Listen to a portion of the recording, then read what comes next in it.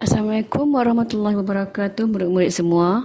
Pada hari ini kita akan membincangkan tajuk tayamum. Dalam kuteks kamu muka surat 102, 103, 104. Baik, kamu semua boleh semak ya dalam kuteks. Baik, apakah yang maksudkan tayamum? Tayamum bermaksud menyapu debu tanah yang suci ke muka serta kedua-dua tangan hingga ke siku dengan niat dan syarat-syarat tertentu. Baik, untuk kita menunaikan solat, ya, jika kita sakit, contohlah kamu bermain basikal, naik motor ataupun menunggang motor, terjatuh. Apabila terjatuh, terluka dan sakit, doktor telah mengesahkan kamu tidak boleh terkena air. Bahagian anggota wuduk kamu tidak boleh terkena air. Maka kamu di saat itu tidak boleh meninggalkan solat. Kamu hendaklah menunaikan solat walau dalam keadaan macam mana sekalipun. Ya. Jadi apabila tidak boleh terkena air, kita boleh bertayamum. Tayamum tu dengan bahannya apa? Boleh je dengan bahannya seperti debu tanah. Semuanya kena bahan-bahan yang suci lah, yang bersih. Jangan terlekat yang najis pula kita ambil. Kita kena guna bahan-bahan yang suci. Apakah dalil yang bolehkan kita bertayamum? Firman Allah Subhanahu wa taala, A'udzubillahi minasyaitonirrajim. Falam tajidu ma'an fatayammamu sa'idan thayyiba. Dalam surah Al-Maidah. Baik, maksudnya sedangkan kamu tidak memperolehi air, maka hendaklah kamu bertayamum dengan tanah. Maksudnya debu tanah yang bersih. Baik, sa'idan thayyiban, maknanya debu tanah yang bersih. Jangan pula kamu pergi cari debu tanah yang tak suci. Jangan ambil debu tanah yang bau tahi ayam, tahi kucing. Tak, kita kena ambil debu tanah yang bersih. Seterusnya rukun tayamum. Baik, rukun tayamum ada 4. Pertama, berniat. Apakah niatnya? Nawaitu tayammuma listibahati fardis solati lillahi ta'ala. Maksudnya, sahaja aku bertayamum untuk mengharuskan solat kerana Allah Ta'ala. Jadi, macam seperti kita mengambil wuduk lah. Mesti niat dahulu. Itu juga tayamum, mesti niat. Yang keduanya, menyapu debu tanah yang suci ke seluruh muka.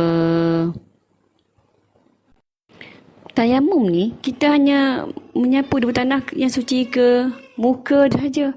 Jangan pula kamu nak berkumur-kumur macam dengan guna air tu. Jangan pula kamu menepuk debu tu terlalu banyak. Mesti nipis-nipiskan dahulu. Tepuk sekali tepuk. Kemudian baru sapu ke muka. Seluruh muka. Kemudian dari tangan sehingga siku.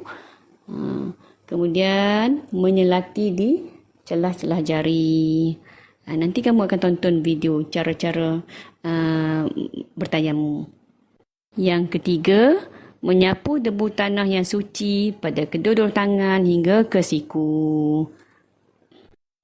Keempat, tertib.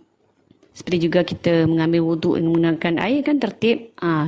Tayamum pun tertib, mengikut tertib. Seterusnya, sunat tayamum. Ada 7 perkara sunat dalam tayamum. Yang pertama, membaca basmalah. Basmalah tu ialah Bismillahirrahmanirrahim. Yang kedua, menyapu muka dari atas ke bawah.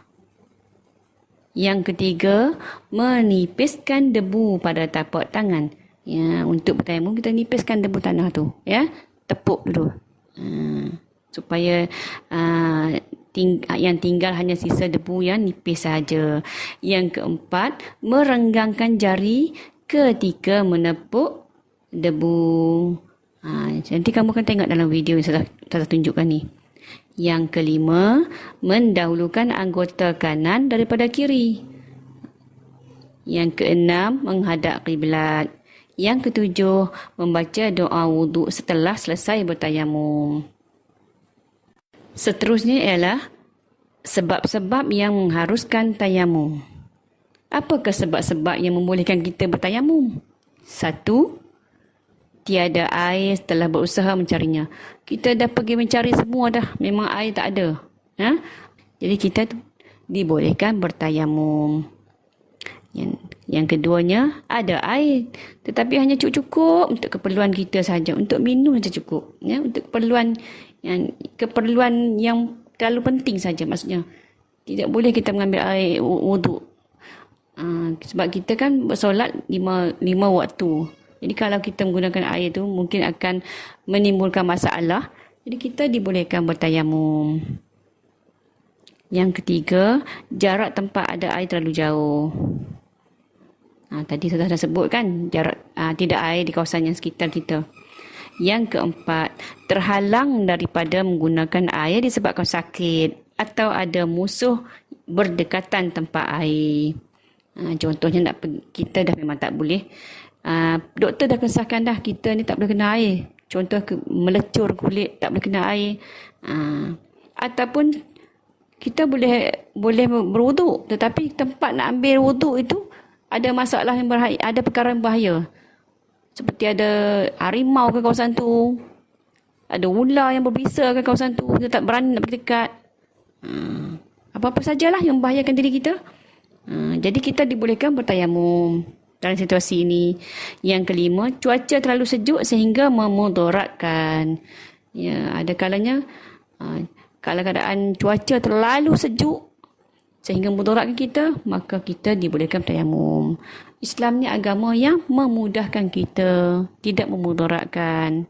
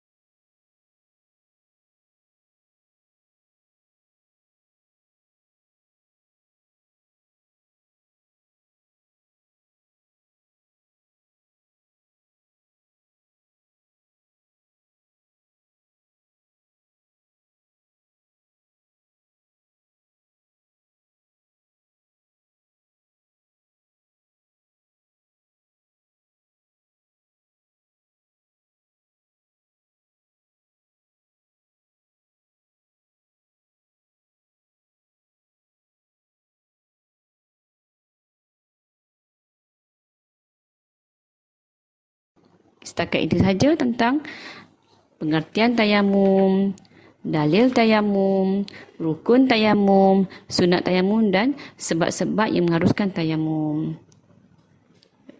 Sekian, terima kasih.